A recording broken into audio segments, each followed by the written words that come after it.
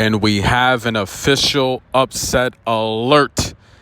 Just kidding, ladies and gentlemen. This video is brought to you via the Doctrine of Fair Use to Fair Dealing, and we're covered under the Digital Millennium Act. Dad, you can relax. Coco's got this. She dropped the first set despite winning nearly 85% of her first serves. The second set, we saw that number drop a little bit, but she focused on the defense, ladies and gentlemen, and converting the breakpoint opportunities. In that first set, Svitlina would save all four of the opportunities Coco had to break. She literally had the opportunity to go up 4-3 in that first set and possibly have the opportunity to hold on and close it out. But the second set, we saw the mental focus from Coco. That's right. When have you ever seen Coco leave the court? She never leaves the court. Even after losing a set, I felt she showed the mental maturity we've seen this year in New York City. The Frenchman, Gael Monfils, looking on. He couldn't believe what was going on. Bonjour, comment allez-vous? All the Frenchmen and women on the check-in. Gael had no idea what happened. Svitlina called for the physio, and you could tell this grueling pace that Coco was pushing was getting to her. Now, listen, guys, I have to be 100% transparent with you. The way Coco went toe-to-toe with Svitlina, one of the best shot makers on tour, one of the best defenders on tour, was simply marvelous. Amazing. Coco stood right there in the pocket on the baseline, exchanging forehands. This was a duel, ladies and gentlemen. This was a sword fight. Unbelievable. This was like fencing in the Olympics. You see Coco wearing the Olympic chain. This match was big time. Coco played marvelous. She won the first set, and in the third set, now gradually we saw her first serve win percentage drop each set.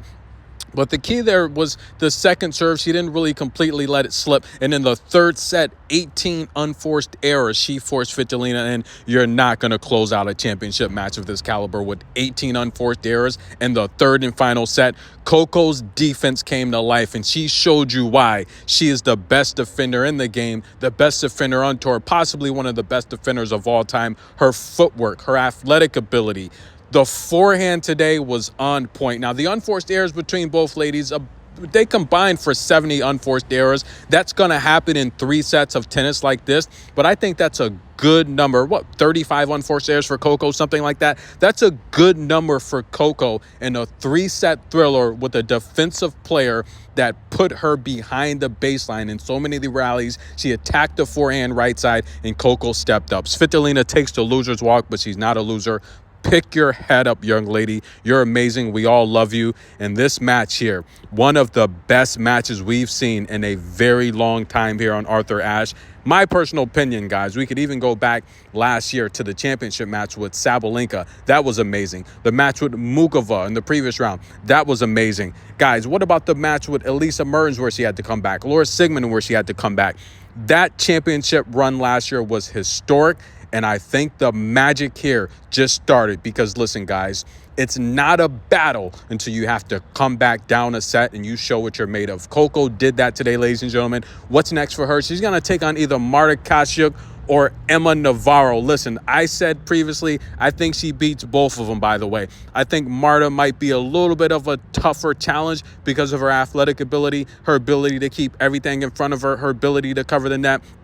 I don't think Emma Navarro is going to be a challenge for Coco. I really don't. Despite what she did to Arantxa Rus, I think that's a tailor-made matchup for Coco. She doesn't need to over-game plan. She doesn't really need to strategize too much. Just defend, get balls back. The reason Navarro was able to destroy Arantxa Rus is because Arantxa Rus, she's not really she's not an amazing shot maker. That's just my personal opinion. That's my fair criticism. I think she's much like a Bernarda Pera. She's much like a Camila Giorgi. Short rally player, a lot of power on the forehand side, looking to go down the line. Can't really come across court too much, doesn't use the backhand too much.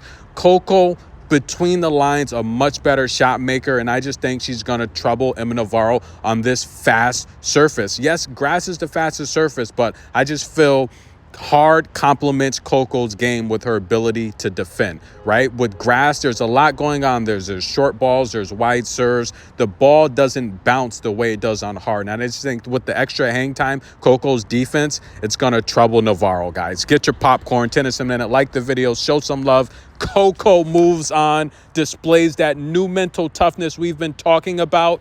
Whoa, if she keeps this up, who's going to stop her?